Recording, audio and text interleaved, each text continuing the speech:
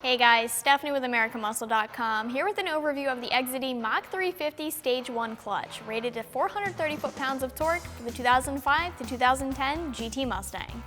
The Exedy Mach 350 Stage 1 clutch is going to be something that you should consider if you're looking for either a replacement clutch or a small entry-level upgraded clutch that can handle light modifications but will have a nice long life and a stock-like pedal feel.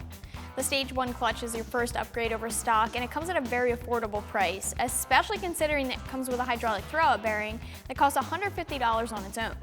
If you compare this clutch to the stock clutch, the main difference is going to be in the pressure plate. Generally speaking, when you start upgrading clutches over the stock clutch, but still maintain only one disc like this clutch here does, you see things like different compounds of the disc and different designs that are more heavy duty and able to handle more horsepower and torque and high clamping loads. As you start to change compounds and materials of clutch discs, you get a different type of engagement and disengagement and a stiffer pedal feel. Just know that a heavier duty clutch doesn't mean that the clutch will have a longer life. This particular clutch is still a single disc design, and it keeps the same overall design as a stock clutch. The disc is made from an organic compound, which happens to be a more forgiving compound. The clutch has a higher clamping load. To be specific, it can handle up to 430 foot-pounds of torque, but the nice thing about this compound is that it doesn't change drivability and it doesn't have a negative impact on pedal feel, and it's going to have a long life.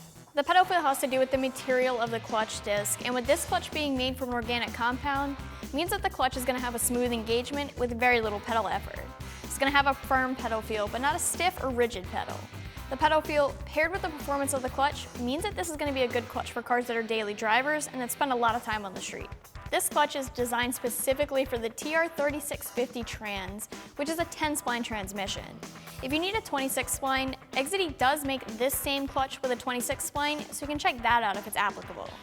This clutch is going to come with your pressure plate, your clutch disc, an alignment tool, a pilot bearing, and the hydraulic throwout bearing too, which is a little bit of a plus. The hydraulic bearing on its own costs over $150, and it's something that you should consider replacing while you're down there replacing the clutch, especially in the case with a higher clamping force pressure plate.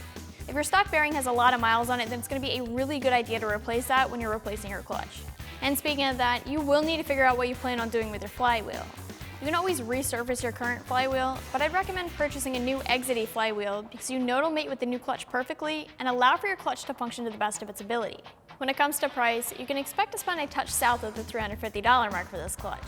This is the most affordable option that's currently out there as far as upgrades go, but the fact that the hydraulic throwout bearing is included here does drive the price up. If you guys weren't looking to spend as much, Exedy does offer this same clutch without the throwout bearing for about $150 less. But don't forget about your flywheel, and depending on if you resurface or buy a new one and which material flywheel you want, you're looking at spending a few $100s more. I'm sure you guys already expected this, but the install here is not easy. It's a lot of work, so you need some experience to get this done yourself, and a lift is going to be your best friend. If you don't have these things, it might be best to just take the car to a shop for the install. Overall, this is a 3 out of 3 wrenches in the difficulty meter, and it'll take about 4 hours to complete. You've got to drop your trans, which means you need to unbolt your exhaust and drop it from the mid-pipe back and your drive shaft as well. You have to drop your starter and unbolt the belt housing to get the trans out of the way so you can get to the clutch. Once a stock clutch is out of the way, Exedy does tell you exactly how to assemble the clutch properly, so you don't have to worry about that.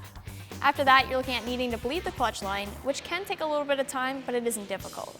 The only other thing I wanted to mention here is to make sure you follow the break-in period with the clutch if you want the clutch to be smooth and have a long life.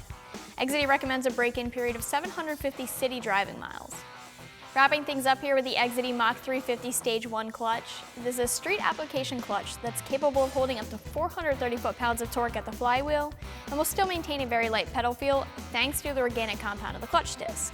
It was with a hydraulic throwout bearing, and as always, I suggest you check this out more online for yourself. And for all things Mustang, keep it right here at AmericanMuscle.com.